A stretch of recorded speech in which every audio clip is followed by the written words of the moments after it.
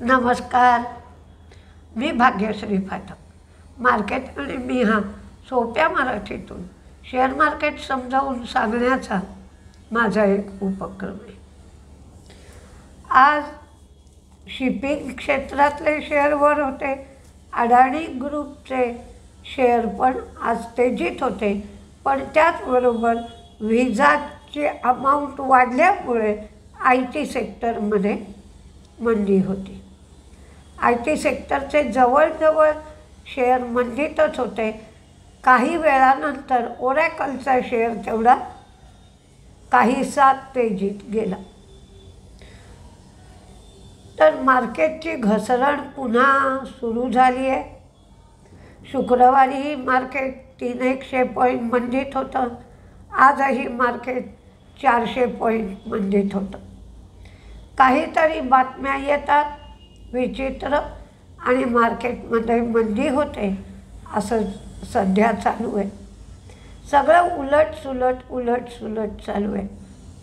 पण मी मध्ये तुमच्याशी बोलले होते. त्या बोलण्यावरनं तुमच्या कमेंटवरनं काही गोष्टी माझ्या लक्षात आल्या होत्या. तर मार्केट करणाऱ्यांमध्ये जर आपण 5-6 गट केले तर एकदम नवीन मार्केटमध्ये शिरले. कारण आता मार्केटचा प्रचार खूप झाला आहे.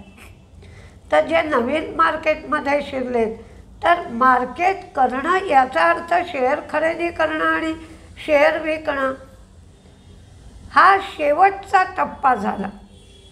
शाळेत आपण गेल्यानंतर पहिलेच दिवशी पेपर लिहायला नाही बसत किंवा परीक्षेचं वेळापत्रक आपल्याला पहिलेच दिवशी नाही दिलं जात.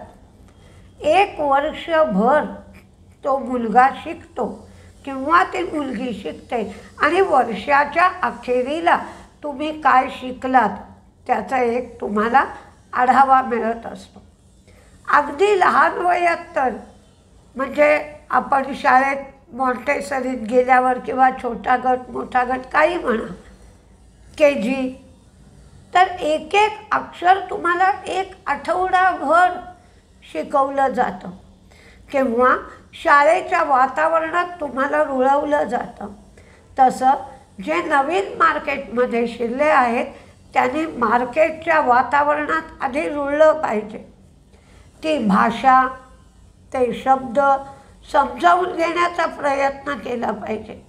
रोज नवीन शब्द कानावर येत असतात. तर त्या शब्दांचा अर्थ काय तो गुगलला टाकून पाहिला पाहिजे किंवा ज्यांना त्याचा अर्थ माहीत असेल त्यांना तो अर्थ विचारला पाहिजे. त्याशिवाय मार्केटशी आपण रुळत नाही. त्याचबरोबर प्रत्येक शेअर वाढण्याचा किंवा पडण्याचा वेग आणि अमाऊंट ही वेगवेगळी असते.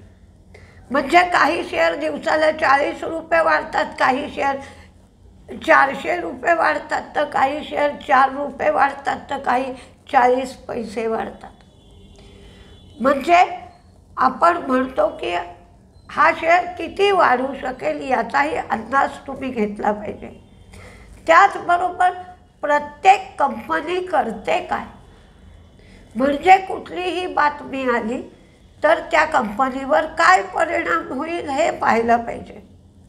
मग ही कंपनी भारताच्या उत्तर भागात काम करते आहे का दक्षिण भागात काम करते आहे त्याप्रमाणे दक्षिणेत दर वाढले म्हटलं की कुठल्या कंपन्यांवर परिणाम होईल हे तुम्हाला कळेल.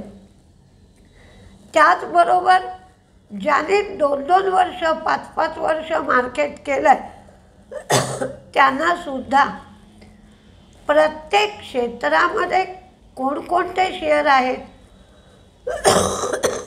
चांगला कुठला, वाईट कुठला, मध्यम कुठला, अगदी छोटा कुठला हे माहीत नसतं. तर त्यांनी एक लिस्ट बनवली पाहिजे की साखरेचे शेअर कुठले, पेपरचे शेअर कुठले, तागाचे शेअर कुठले, इथेनॉलचे शेअर कुठले, केमिकलचे शेअर कुठले, तांदूळाचे शेअर कुठले, दारू, सिगरेट, कपडा उद्योग, कपडा उद्योगामध्ये सुद्धा होजियरीचे शेअर कुठले, साड्यांचे कुठले, प्रत्येक क्षेत्रात डिव्हिजन आहे. तर तो विचारही तुम्ही केला पाहिजे. तुम्हाला काय वाटतं, एक डीमॅट अकाउंट उतरवायचा, ट्रेडिंग अकाउंट उतरवायचा की लगेच आम्ही शेअर घ्यायला बसलो, मग त्यामध्ये लॉस आला की काही कळेनासं होतं. त्याच्यापेक्षा तुम्ही पूर्ण तयारीनिशी उतरला तर पहिल्याच प्रयत्नात पास होऊ शकता. पण तुम्हाला वाटतं की ते दिवस फुकट गेले. ते दिवस फुकट जात नाहीत, तर त्या दिवसांचा तुम्हाला कुठे फायदा होतो कळत नाही, पण तो फायदा होत असतो. त्यानंतर आपण बघूया की ही कॉलेजला वगैरे जी मुलं जातात की त्यांना सकाळच्या वेळात कॉलेज असलं तर अर्धा वेळ मार्केट बघता येतं, किंवा दुपारच्या वेळात कॉलेज असलं तर सकाळी बघता येतं, किंवा सगळ्यांना रात्री अर्धा पाऊण तास तरी मार्केटमध्ये काय चाललं आहे हेही पाहता येतं, की बाबा आज काय झालं, कुठल्या बातम्या होत्या, त्याचा परिणाम काय झाला.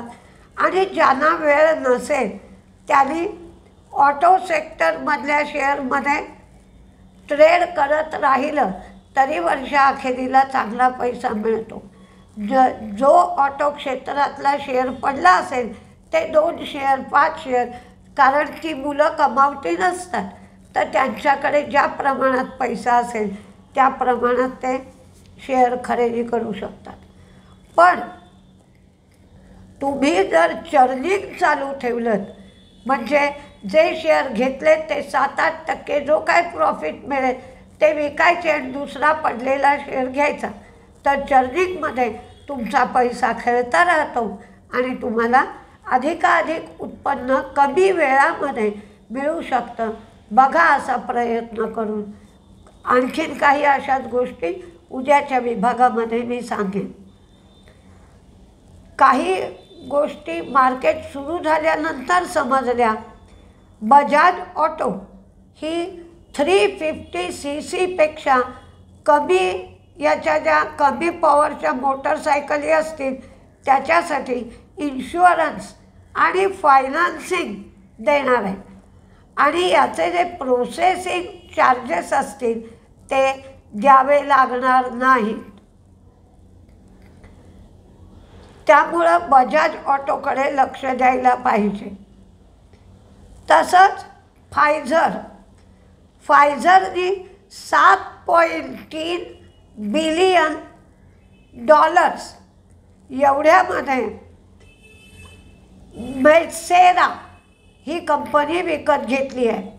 ही कंपनी अँटी ओबेसिटी ड्रग्ज बनवते, तर ही कंपनी त्यांनी विकत घेतली म्हणून आज फायझरचा शेअरही तेजीत होता. एल&टीने ॲक्वा पॉवरबरोबर रिन्युएबल एनर्जी आणि ग्रीडसाठी एक करार केला आहे.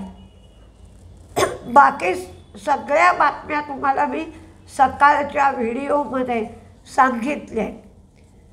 बरीच माहिती मी चाबहार पोर्टच्या संबंधातली तुम्हाला ब्लॉगमध्ये दिलेली आहे, आणि मार्केटच्या श्रीगणेशामध्ये सुद्धा तुम्हाला पुष्कळ सारे माहिती देणारे व्हिडिओ दिले आहेत. इंट्राडेच्या संबंधात सुद्धा 5 ते 6 व्हिडिओ आहेत. तुम्हाला जसा वेळ होईल तसे तुम्ही ते व्हिडिओ पाहिले तर तुम्हाला अधिक उपयोग होईल. रोज एकेका विभागासाठी मी संध्याकाळच्या व्हिडिओमध्ये काही सांगत राहील. बघा तुम्हाला त्यातून काही उपयोग होऊ शकतोय का. नमस्ते.